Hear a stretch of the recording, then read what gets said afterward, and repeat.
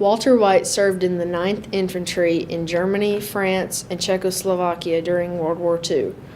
He landed on Utah Beach and spent 105 days on the front lines. Thank you for coming. You may decline to answer any question you are not comfortable with. If at any point you want us to stop recording, please let us know. During World War II, what branch of service did you serve in? Infantry. 94th Infantry. What was your rank? I was first class. Where did you serve? Europe, Where in Europe did you serve? Germany, France, and Czechoslovakia. Why did you pick the service branch you joined? Uh, Why did you pick the service branch you joined? they picked it for me. Back then, you didn't pick it.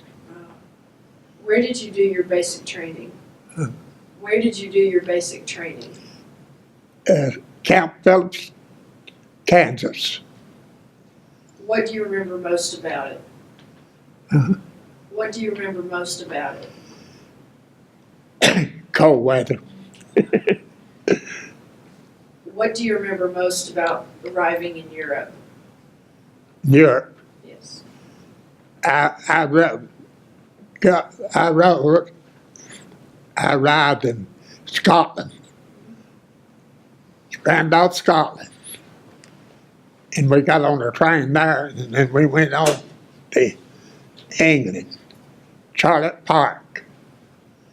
It's a tent city, like, in tents. We lived in tents there to get our equipment to go overseas in.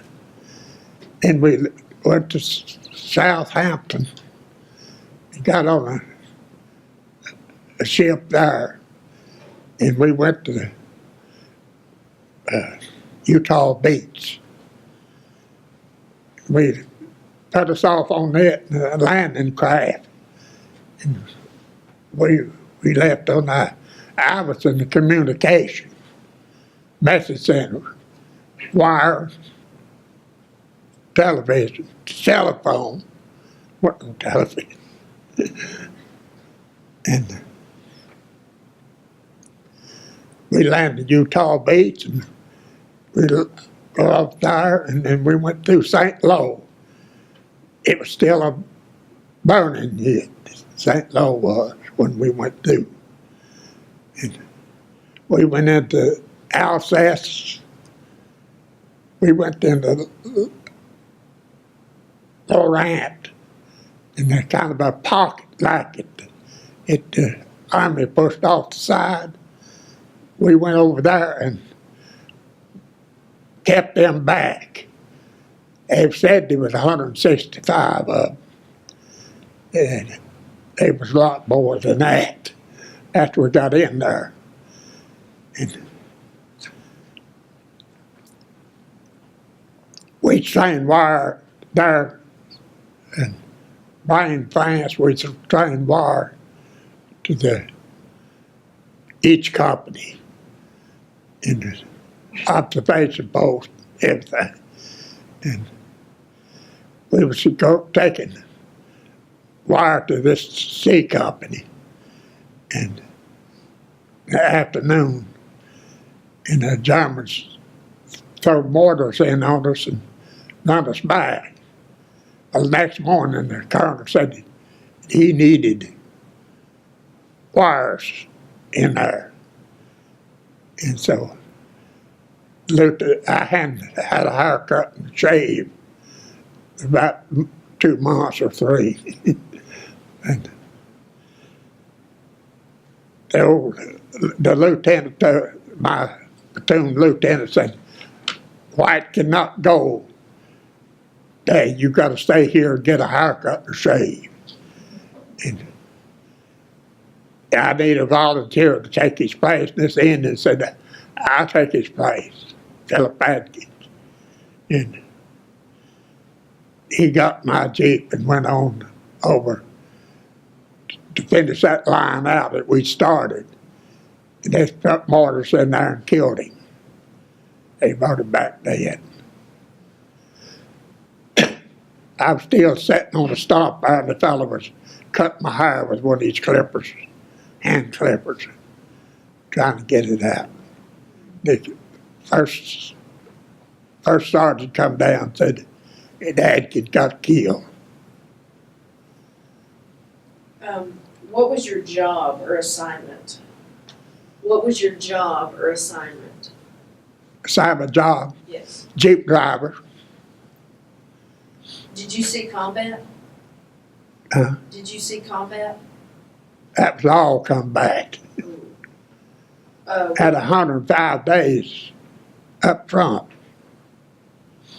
See, we just strung wire into the, we didn't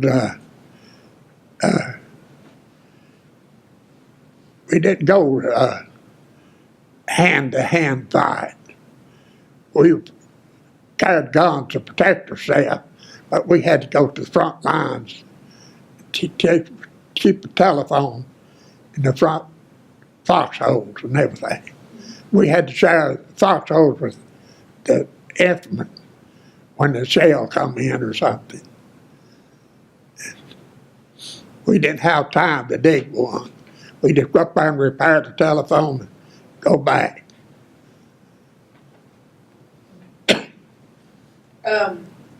What kind of casualties were there in your unit?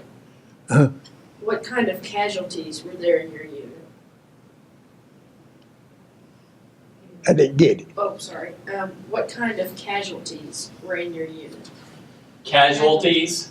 Casualties. Casualties. What kind of casualties were in your unit? People being hurt.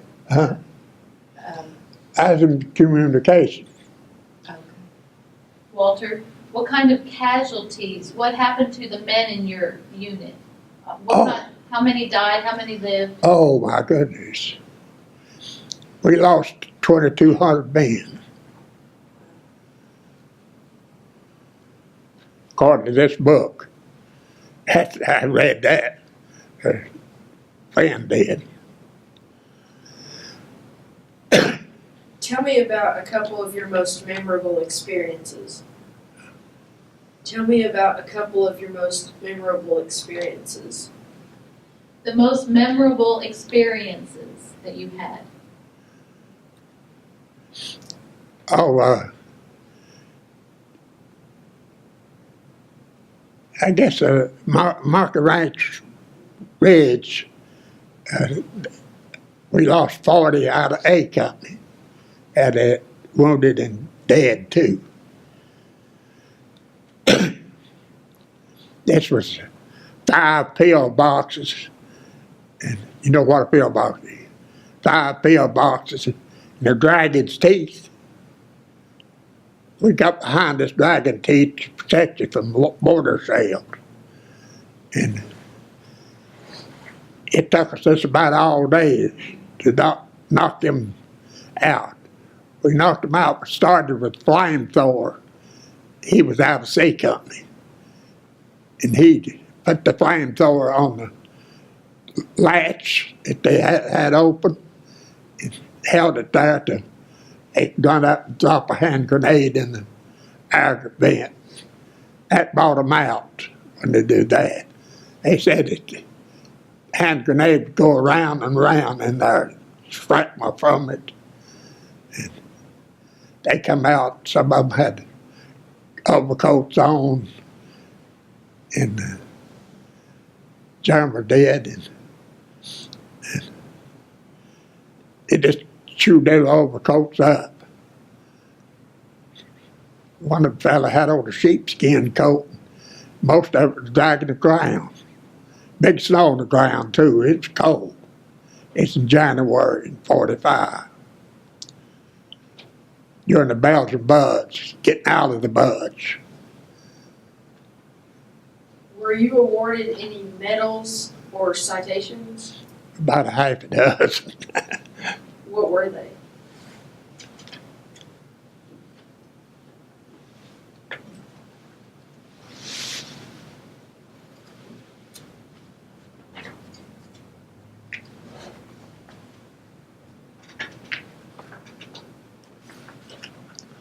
That was the major battles. I had 4 of them. Okay. Can you read them? Yes. Northern France, Rhineland, Northern France, Rhineland,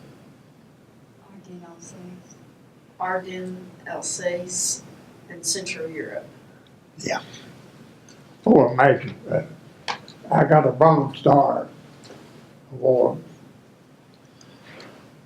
in a Army of Occupation medal and a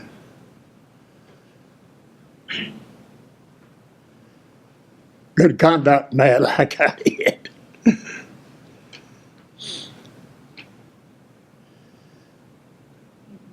Oh, okay. How did you get those medals? You just told me. By behave yourself and doing what you're supposed to be doing. I went beyond my line of duty. My Jeep got knocked out. Got hit in the back. Lost half of it. It just had 900 miles on it. And I was just fixing to get in it just seconds before I got in it. I didn't get wounded. I got knocked down, but didn't get wounded.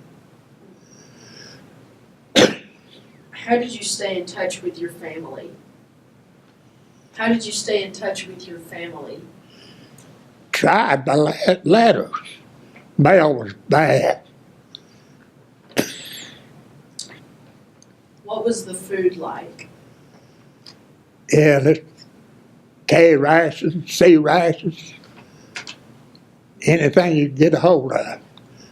We got in Germany, I opened a can of peaches, need them.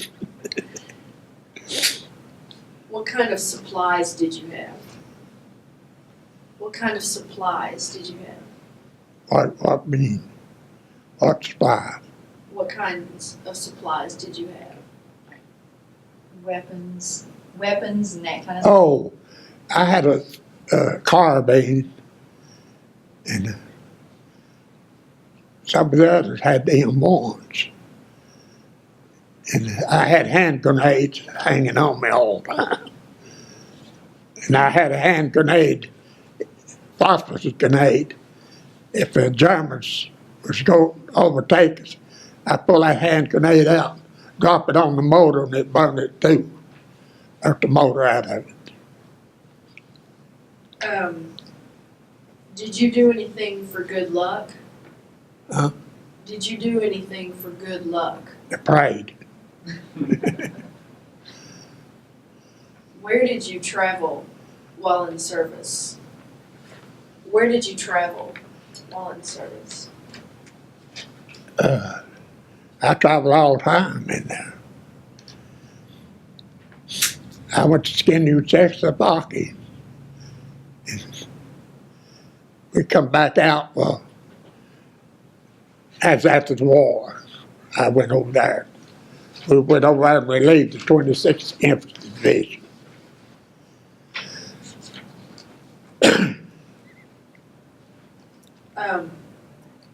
Would you tell me about any particularly humorous event that happened? Well, it's about the chaplain. What about me? My chaplain is hearsay, but he got a medal for it anyways. And he got to talking to the soldiers, said if you had faith in God, you wouldn't be afraid of the Germans out there. And they said, well, you got faith, why don't you do something about it? He got up on the trench, they was in a trench, got up on the trench, walked around. They said it just bullets hit all the way around him, but none of them hit him. Wow. He got a Silver Star for that. What did you think of officers and fellow soldiers. What did you think of officers and fellow soldiers? All the soldiers in my platoon, I took them as a brother, like.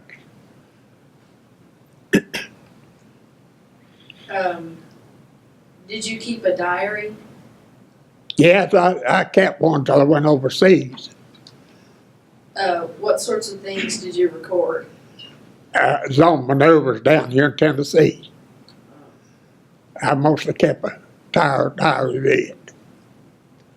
What do you recall about the day you were discharged? Down in Georgia. They played Look Away in Dixie. I kept a step too. Stepping out of there, leaving 5 o'clock in the afternoon. Tell me about your close friendships while in the service. Tell me about your close friendships while in the service. Oh, we was like brothers. Do you remember anybody in particular? Do you remember anybody in particular? Specific people? Yeah, my squad leader and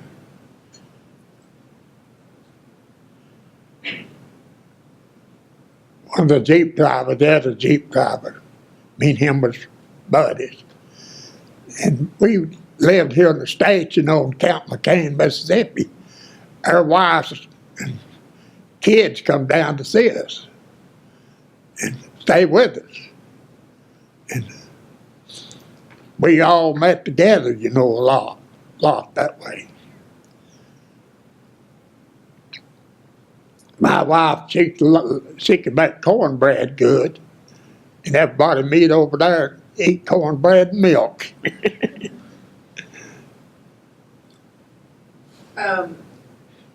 Did you join a veterans organization? Yeah, VFW. I'm a lifetime member of it. What kinds of activities does your post or association have? What kinds of activities does your organization have? Oh, they had a little bit of everything. Our brother was commander there for a long time. They went out funerals and first one thing and another. VFW did. Do you attend reunions? Not too much. I worked a rotating shift, spot rooms. And lots of time back up then, I was on 2 to 10 a lot. What did you go on to do as a career after the war?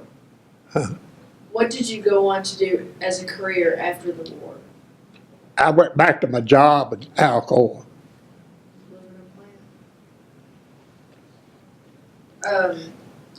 Did your military experience influence your thinking about war or the military in general?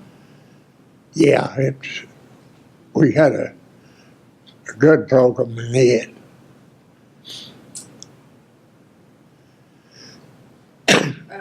I learned a lot of experience while I was on it. They put, when I went to Kansas, they put me in school, communication school. And I took Morse code and all of that. Morse code run the equation. Do you still remember any Morse code? Huh? Do you still remember any Morse code? No, I don't. Could you tell me about your experiences at Utah Beach? Well, we went to say, we had a hard time getting off. They was setting off 95th into Infantry, and they had so much to do to set us off in a landing craft. And we set off in a landing craft, and they set my Jeep on top of my buddy's Jeep. Boy, he got so bad. Bashed the hood, top end, everything. And we was all out there on the ship. We got looking over the ship, and I thought I seen a landmine come floating through. So I alarmed everybody, you know, there's a landmine coming in. And the old ship commander, he come around out now and said, "That's a jellyfish."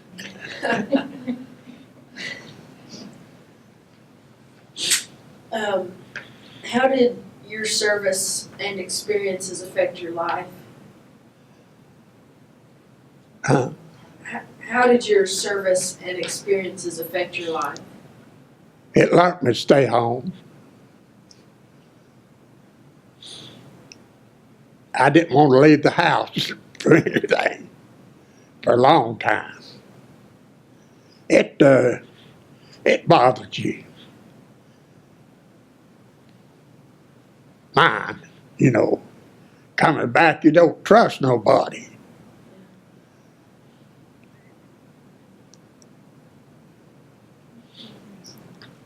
I come back the first time, and my wife lived right along the river, and there's a quarry come in there, rock quarry above it, and I come back on Saturday.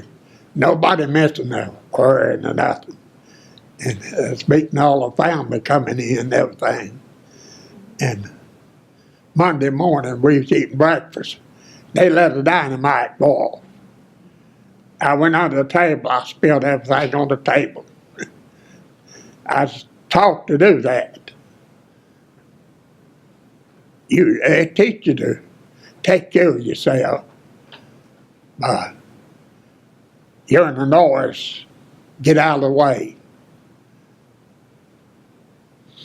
And that helped a lot of times. We had a lot of duds coming in. 88 duds, hitting the dirt and didn't go off. That helped. That helped a boat a lot. And they said they was built by slave labor, by the Jews and whoever they captured. Is there anything you would like to add that we have not covered in this interview?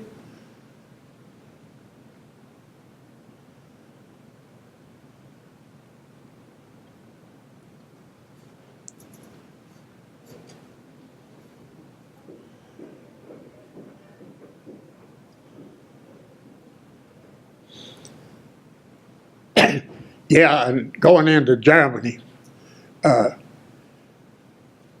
they smoked their meat. They salted it down, they smoked it. It was up in a chimney like. I'd go in there and find me a ham, slice that ham, and we'd cook it and eat it when it was in the rest area, picking up supplies and stuff. We'd eat ham. This chaplain, I'd give him a sandwich, a ham sandwich. He was from California. And we'd be driving along, going on a drive somewhere. He'd drive up beside of him and said, "Wyatt, you ain't got a beat up ham sandwich you want to give somebody?" He'd always liked that ham sandwich. And my brother, he was in 71st Division. I hadn't seen him in 4 years. And the lieutenant said the chaplain said he'd take me down there. And that's after the war. And he got married, met his chaplain, got married. He met his neighbor girl. He married her. And come time for me to take it up, or she was with the Red Cross. So she got to come in. He wanted to take me down. I said, no, I don't want you to take me down now. Wife here, I said, I just wait. I'll wait till after the war. And I come home about 6 months before he did. He was single. I was married with family.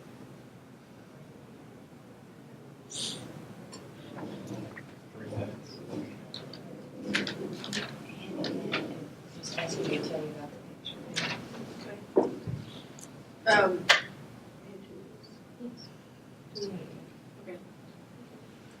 Um, would you tell me about the picture? I can point it this way.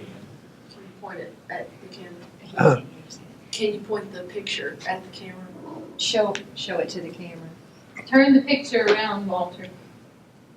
Would you hold the picture up? So thank you. And tell us about that. This was in Dusseldorf. It's about 8 days before the war ended in Europe. And we went down to donut shop to eat donuts. Instead of eating supper, the men that eat supper got poison on the food, on the rice pudding they made. It spoiled. And we got back after this picture. That's 4 men got back. The rest of them were sick. And we went down to the donut shop, eat donuts, and drank coffee, and fixed the telephone house, A company. That's in Dusseldorf. It's a pretty good sized town, right on the Rhine River. We had to haul some of them to the hospital, best we could.